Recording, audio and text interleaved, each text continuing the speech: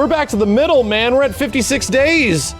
56 days. We're almost back to that point we were before when we said that the only way this is gonna go away, this is gonna change if time stops. And we're lucky that time hasn't stopped working again. Time stopped working before, which is why we were at here. But we're under 2 months. There's been people saying that, oh, they're gonna put out that demo when the original release date was, which I think is a great idea. I think that if there's a time frame for Square Enix to put out that the supposed demo, that, you know, the demo that was apparently leaked and all this stuff that came out like around December, if there was a time frame for that, dude, the beginning of March when the game was originally going to come out is the best time frame. But I honestly feel that there's a good chance that it's just gone. That they're just not gonna do it. I'm still like 75-20. 75, we're not seeing that demo, that it's just not happening. And I'm like 25% that it might happen eventually. However, there's also like a small percentage that makes me think that that thing isn't showing up until the game comes out, right? It's not actually showing up until possibly when the game comes out to get you excited for it, or to be like, hey, you wanna try it? Here it is. All right, so let's talk about all the stuff that came out today. They released a bunch of screenshots. Huge amount of screenshots for FF7 Remake. We need to talk about them. So Red 13's official render is out.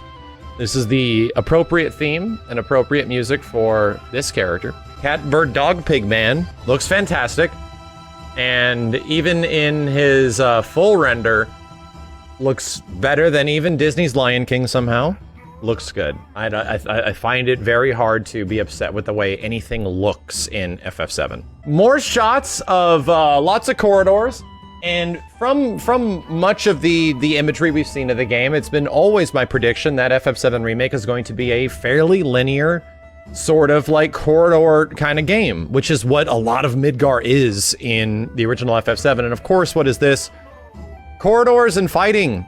This is the beginning, I think, of the second bombing run, and you're making your way through the underground train tunnels and stuff. Tifa's shoulder checking people, giving people the Zankatsuken, whatever the hell it is. My prediction ever since was that the first game is going to be very linear, sort of corridor-like, which is a lot of what makes Final Fantasy VII Midgar. It's a very cinematic part of the game.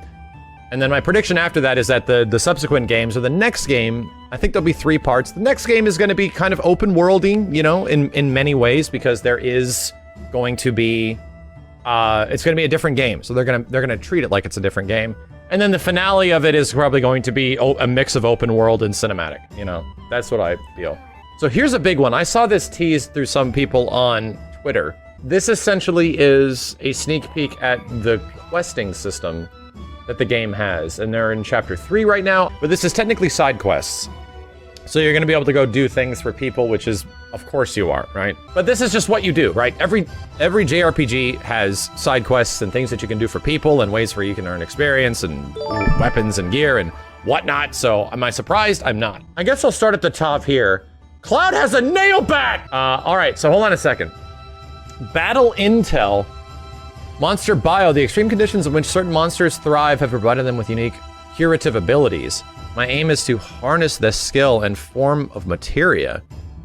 Conditions, assess 2 enemy types. So this looks like tutorial quests or something like that? Right, that you can go do like challenges and stuff. More like bounty quests, yeah, something like that. An actual side quest of some kind, damn. So this is the slums. And we haven't seen a ton of pictures of the slums so far. And yeah, it almost looks like it's the Wild West, right? Almost looks like characters are literally in the Wild West. Oh, that's right, Cactuar is a summon. That is a huge red frog. That is a big, creepy red frog. I can't even remember if you run into these guys in the original game around this time frame. I can't even remember. Holy moly. Okay, so we're in the sewers after the Corneo Mansion. And I think this is Carbuncle? With his huge head? Carbuncle's got a big head. Like a gigantic head. It's kind of insane. Huge Carbuncle head. There's a lot of action going on here. It almost looks like the player is in control of Carbuncle, but I think they're technically in control of Tifa. Tifa's got some sort of barrier. Either that's magic barrier. I don't know what the heck's going on. A lot of new shit happening. It's funny. It makes me, it reminds me, one of the things that I really wanted to see in the game was team-up attacks. You know, in the vein of even Chrono Trigger, where if you do like a special attack with one character, like an ability, and then you do another character's like special ability or something, you get a Renki, you know, not Renki, Jesus, FF11, a skill chain, something like that. That would be, that'd be sick. I don't know if that's gonna be taking place at some point in this game, but damn, dude, like dual techs and triple techs, that's literally a big part of Final Fantasy XI. And skill chains are a huge thing for making fights go faster. So if they were introducing the system like that, it would make sense because you can control all the characters and you can sort of do one with one and switch to the other. How sick would that be if characters could collectively do, you know, skill chains in some way? Jeez, dude. Give you a whole new priority for that. 15 has that? Okay. Oh my god. Chocobo Chick. It looked like Carbuncle was getting shot in the face. The fidelity of these screenshots is unfair. What is this game running at? Like 8K? Jesus! Jesus! Much stuff is getting hit. So these remind me a lot of the enemies that you run into around Mediel. But I think we ran into them. I don't fight a whole bunch in the sewers. I mostly want to get out of the sewers when you play the original FF7. God, man, I love hit sparks. Like, this game's doing stuff for me that I like in fighting games in Final Fantasy VII. Like, there's visually, there's fighting gamey stuff happening in this game that I absolutely love. So here's a little bit of how the quest system works. And this is good because my memory of playing Kingdom Hearts isn't that big, but it's like the Kingdom Hearts design of a lot of sort of linear Square Enix games sort of carried with them a very long time, where it's just like you pretty much are running down here and there's not much to explore. I thought there's very little exploration. If this game is going to have an active amount of like quests, like places, like we're gonna give our environments places to explore and things to do. That reminds me a bit more of FF15, right? Where in FF15, they want you to sort of look around all the nooks and crannies of the area and get rewarded for it. There's an overabundance of side quests in FF15, simply because the world is just too big.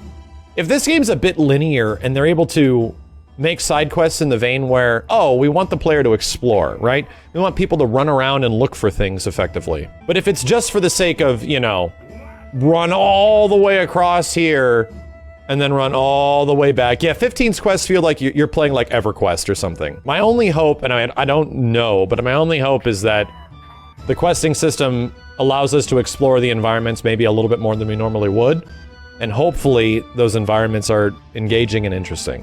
Wow, that is a big, wide shot. Jet Set Radio! I'm such a huge fan of the lighting in FF7, how the lighting in Remake, it just guides you in these directions, which is actually what the original FF7 does a lot of very well. The backgrounds in FF7 original, because they were CG, have a lot of very specific design elements where they're meant to guide you. In old FF7, there's usually like this beam, like a lot of light coming out of a hole in the wall or something. There's usually like a way to guide the player to like, oh, this is kind of where we want you to go, in case you're confused about where you want to go.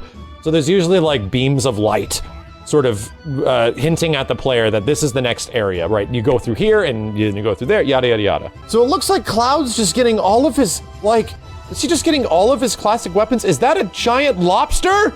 It's either a lobster or a crab, but these look like huge antennas. Those are some ugly, ugly ass rats. So this looks like it's the train graveyard, something like that. It's funny that we're still seeing stuff in the train graveyard, and I feel like that was September of last year, right? That was a while ago. Saw these shots of Tifa. Damn. Tifa with her upper body strength.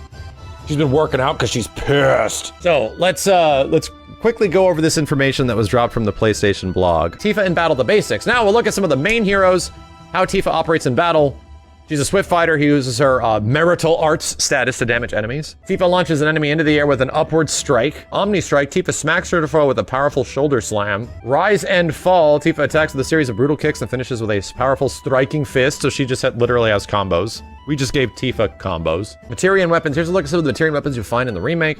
Healing materia lets you cast cures like in Kira and Kira. You can see Aerith using Regen, a spell that gradually heals after a while. The deadly dodge materia turns any attack made after evading an attack into a powerful melee strike. Any character can use it, not just Cloud.